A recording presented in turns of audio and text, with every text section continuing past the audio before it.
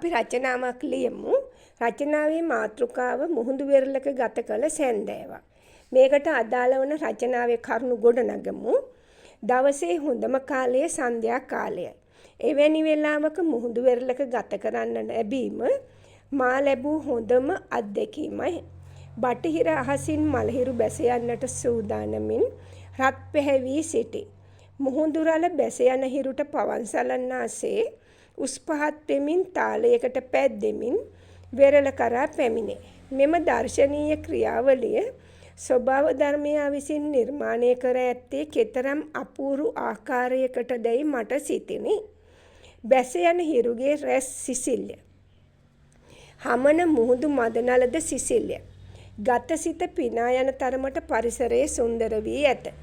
මෙම අපූරු සුන්දරත්වයේ විඳ ගැනීමට සන්ධ්‍යා කාලයෙහි මුහුදු වෙරළට පැමිණ විවේකය ගත කරන අය බොහෝ සිටිති.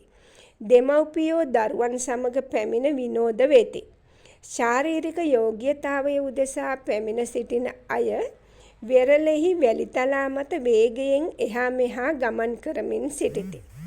වැඩිහිටි ආච්චිලා සීයලා අසල ඇති බංකු මත වාඩි වී මුහුදු මදනල විඳ ගනිති. කුඩා දරුවෝ වැල්ලෙහි සෙල්ලම් ගෙවල් තනමින් විනෝද වෙති. තරුණ යුවළවල් අනාගත සැලසුම් ගැන කතා කරමින් මුහුදු වෙරළෙහි පසු වෙති. තවත් අයෙක් සිප්පිකටු සහ බෙල්ලන් ඇහිඳිමින් සිහිවටන රැස් කරති. දීවරයෝ රාත්‍රිය ළඟා වෙන බැවින් මුහුදු යාමට සැරසී බෝට්ටු වතුරට දියත් කරති. ඔවුන්ගේ බිරින්දෑවරු සැමියන්ගේ ගමනට ආශිර්වාද කරන්නට මුහුදු පෙරළට පැමිණ දුක්බරව සිටිති. එපමණක්ද නොවේ. මුහුදු ලිහිණියන් ඉහළ අහසේ එහා මෙහා සැරිසරන්නේ කොයි මොහොතක හෝ මාළු ගොදුරක් දැහැගන්නා අදිටනින් විය හැකිය. ඈත මුහුදේ නැංගූරම්ලා ඇති නැවකට හිරු එළිය වැටී බබලන අයුරු අපූරුවට පෙනේ.